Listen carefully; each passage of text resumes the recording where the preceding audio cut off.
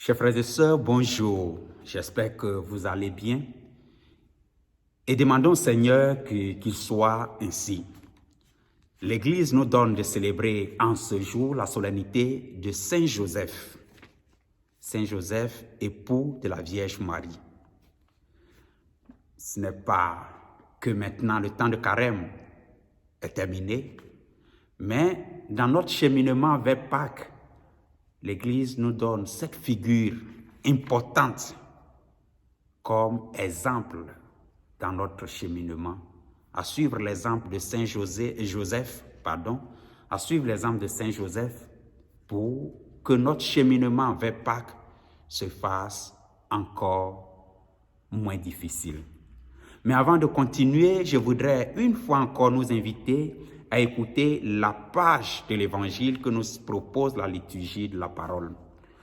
Nous sommes dans l'Évangile selon Saint Matthieu, au chapitre 1, les versets 16 à 10, le chapitre 1, le verset 16.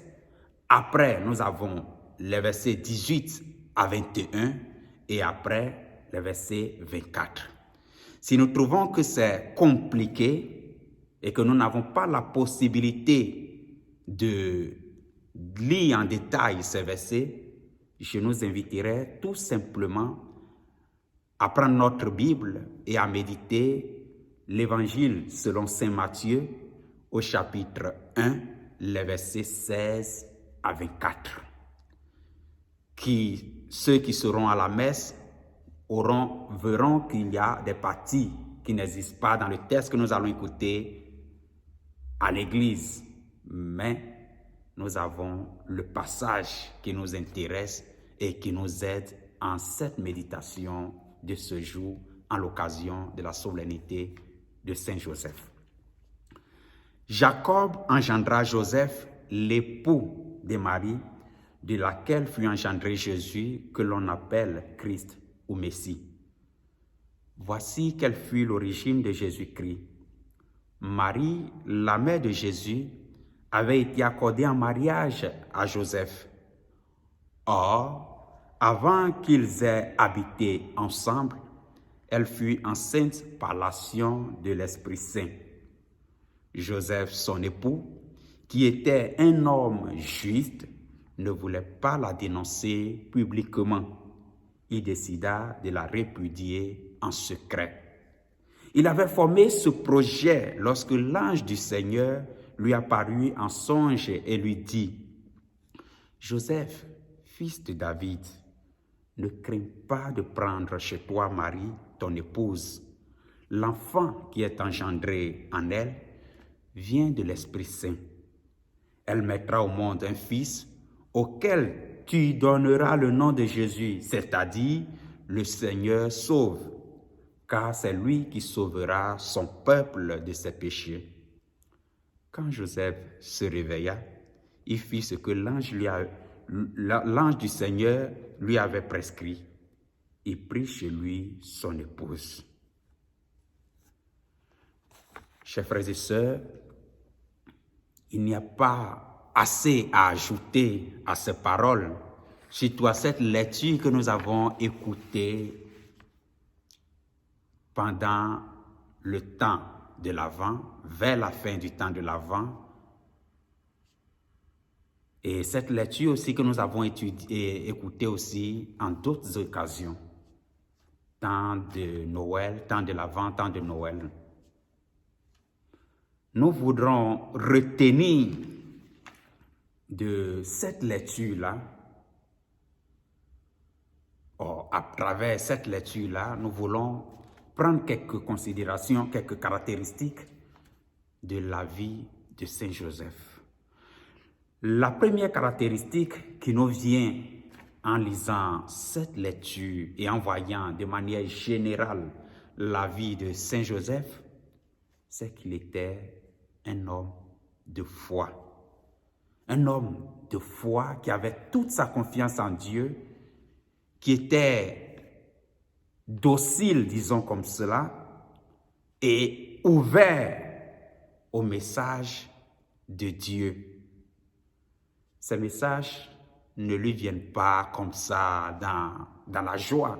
Des messages qui lui viennent de manière peut-être mystérieuse, mais il est cet homme juste-là, cet homme de foi-là, cet homme bon qui maintient toujours son espérance en Dieu. Et nous pouvons dire que à nous aussi, Saint Joseph nous enseigne, or nous fait comprendre que nous avons une mission. Lui, il a une mission, celle d'être le gardien de la Sainte Famille, celle de faire de manière à ce que le Rédempteur qui doit naître naisse, qu'il grandisse dans une famille humaine, celle de prendre soin de cette famille-là. Et chacun de nous a une mission spécifique, comme Joseph. En plus d'être de bons chrétiens, qui est la première mission, sinon de bonnes personnes, qui est la première mission, et de bons chrétiens, qui est, disons, la deuxième mission. Je commence par personne et après chrétien.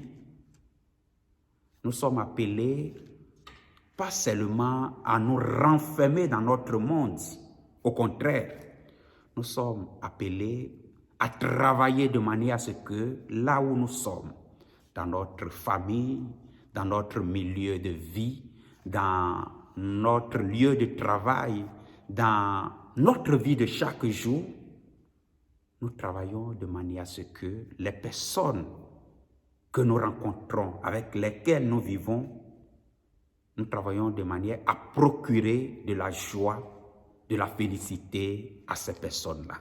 Ça, c'est notre mission.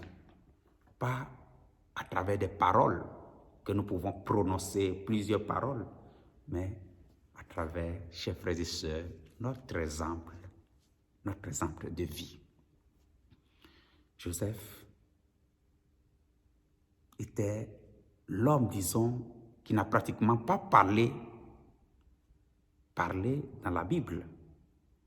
Mais il était aussi cet homme juste-là, cet homme humble, cet homme simple qui s'est abandonné totalement entre les mains de Dieu. Joseph a fait de sa vie un oui continu. Continuellement, il a dit oui à Dieu, pas à travers de beaux discours, sinon à travers l'exemple de sa vie. Celle d'être le gardien de la vie. Aujourd'hui, malheureusement, dans certains pays, continuons en votant des lois qui vont contre la vie, euthanasie, avortement et autres lois qui vont contre la vie à cause d'intérêts idéologiques et d'intérêts personnels. Joseph prenait soin de la vie. Il ne la détruisait pas, la vie. Il prenait soin de la vie. Et comme je le disais, Joseph a mené sa mission dans la simplicité de sa vie. Ce que Dieu nous demanderait, chers frères et sœurs, ce n'est pas nécessairement ce travail-là ou d'être à la première ligne. Quelquefois, nous voulons être, voilà, le premier, pour que tout le monde nous voit, nous applaudisse. Non. La simplicité de notre vie au jour le jour, comme ce que Joseph a fait. Joseph n'a pas fait de miracle spectaculaire pour que voilà, on vient, on dit voilà. Non. Mais le miracle qu'il a fait, c'était sa vie, le miracle de la vie. L'offrande de sa vie et la disponibilité et la confiance en Dieu. Et moi, quelle est l'offrande que je fais? Quel est le miracle que je fais? Mes discours? Oh, je travaille aussi pour que ce monde-là soit un monde plus juste, un monde d'amour, un monde de paix, un monde où les humains, les personnes se viennent les uns vers les autres pour se rencontrer et non pour se diviser. Plusieurs fois dans notre vie, nous avons eu à faire de mauvaises expériences. Nous avons eu même des doutes. Comme Joseph aussi, quand il ne comprenait pas sa femme enceinte, mais de qui? Mais nous avons aussi eu des moments de joie. Joseph a été toujours obéissant à Dieu. Et nous voulons nous aussi demander cette grâce-là pour chacun d'entre nous, d'être des chrétiens qui savent vraiment se laisser entre les mains de Dieu. Pas seulement à brandir disons, la main, ce qu'il y a, dit, ça c'est mon droit, mon droit, mon droit. Joseph pouvait répudier Marie, mais il ne l'a pas fait. Parce qu'il a cru que avant tout, c'est Dieu. Parce qu'il a cru qu'en Dieu, il a la vie. Et moi, qu'est-ce que je fais passer en première position? Mes droits, disons mes intérêts personnels, ou bien l'intérêt commun? Demandons par l'intercession de Saint Joseph pour chacun d'entre nous, pour que nous croyions, sinon nous grandissons comme chrétiens. Le pape a dit qu'aujourd'hui, 19 mars, en l'occasion de la solennité de Saint Joseph, il s'ouvrirait l'année de la famille. Prions pour toutes les familles, nos familles naturelles, nos familles religieuses, nos familles, les familles dans lesquelles nous vivons, nos communautés familiales.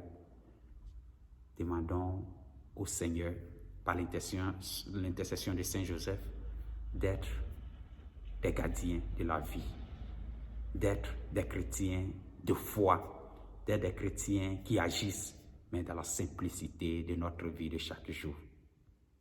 Que Saint Joseph et notre Mère, la Vierge Marie, intercèdent pour nous. Très bonne fête de Saint Joseph à toutes et à tous.